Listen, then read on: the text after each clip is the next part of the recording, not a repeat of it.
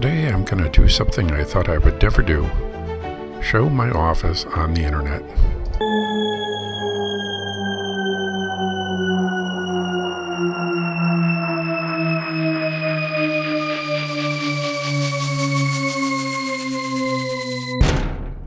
All right, welcome to the office.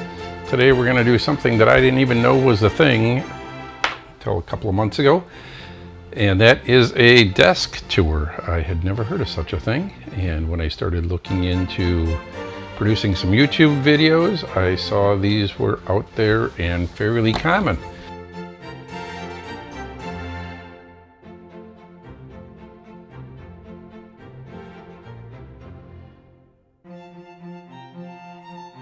This is actually a partner desk. My business partner and wife of multiple years, many years, sits on the other side, and she does all of the stills for our commercial work, all the paperwork, all the bills, like I say, all the Photoshop work. She used to grade all the videos, but as we got busier, had to take that on myself. I like to be kind of cramped in, and because if I don't, I make too much of a mess. And then as you're working, the mess is all here. Where this way, I kind of keep it fairly clean here. There's sometimes some paperwork here, but it's usually fairly clean, and I can concentrate on what I need to get done and not worry about all the stuff around me. So the smaller the space is, the better I am at managing it. And it just seems like I concentrate a little better. So for me, there's a wall right here. I'm in the corner. For me, this is just perfect. And really, this whole space is set up so that I can edit and produce videos for the real estate market, which is what our main business is. And that all has to do with speed. So in this case, the keyboard is kind of the least important piece that's here. Everything else is control panels that are set up to allow me to streamline this as much as possible. So we start off with the DaVinci Resolve. I think this is called a speed editor.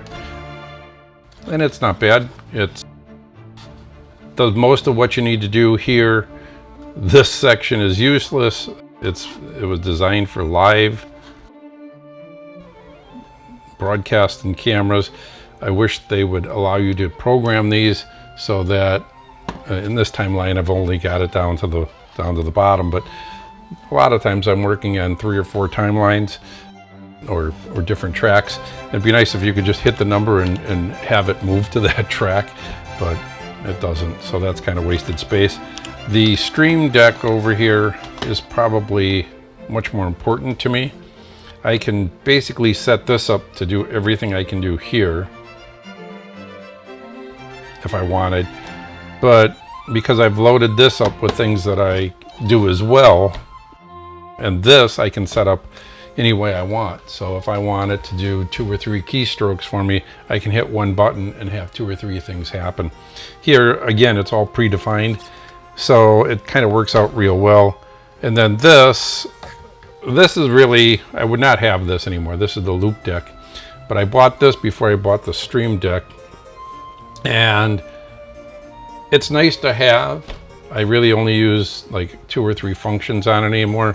The zoom, so that I can zoom the timeline, and this I can just move the timeline back and forth. It kind of sits out over here out of the way. It's not like I really need it, but as long as I have it, you might as well use it. I don't use a mouse because I didn't have enough room. I was looking for something else, some way to make this work, and I'd used these roller balls way back in the day. And so I went back to it, and now I would have difficulties going back to a mouse, even if I had more space.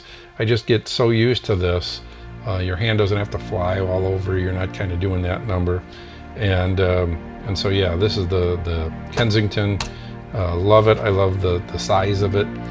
Like I said, the keyboard is kind of the least important thing for me. However, when I do Photoshop, I do still Photoshop all of my personal work and things like that. All the stuff that you see on YouTube, that's all edited by me.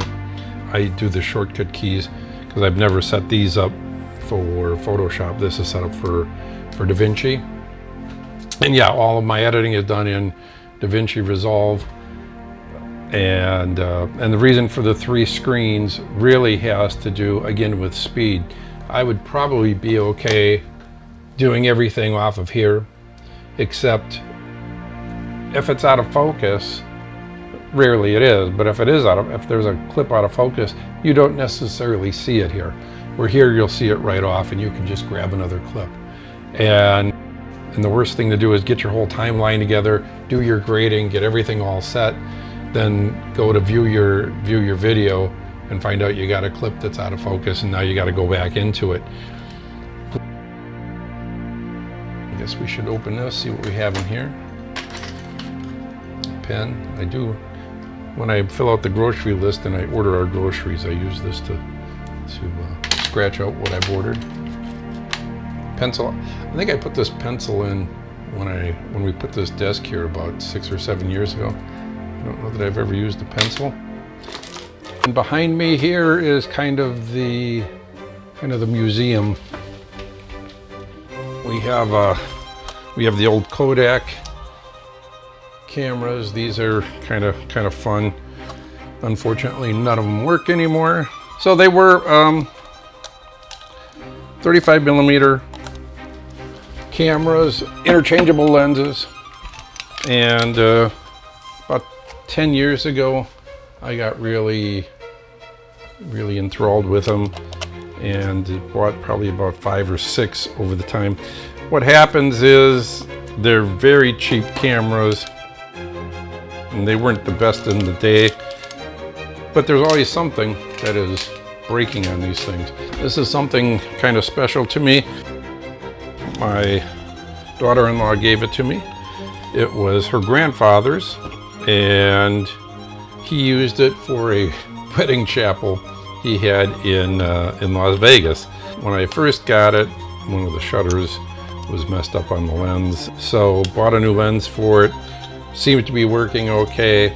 Got to go out and do some test shots with it, so I'm kind of looking forward to that. But yeah, it's been a bit of diagnosis and playing with it and getting it to go again. So we shall see. Hopefully now we've got it, and I can use that every now and then. Cover for kind of a unique camera. I still use this camera. Not as much as I should, not as much as I want to, but it is a stereo camera. Works great. I've shot a couple of rolls through here just recently, and they look good. The problem is you have to take the time to print them in a certain format, because the images have to go inside those old Victorian style viewers. Yeah, what's cool about them is the pictures come out in 3D, and you look through the viewer, and now you can see a brand new picture shot, you know, in a style that is, well, 100 years old at least.